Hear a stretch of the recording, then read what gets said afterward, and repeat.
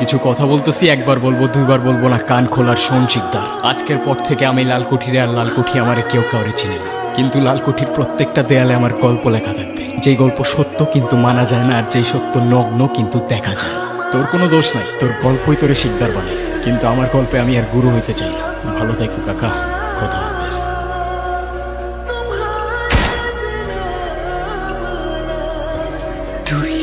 গুরু, আমারে মাফ করে দিও।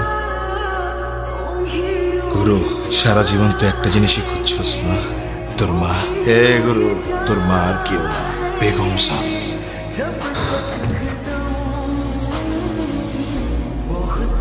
বারবার সাবধান করছিলাম, শুনলি না।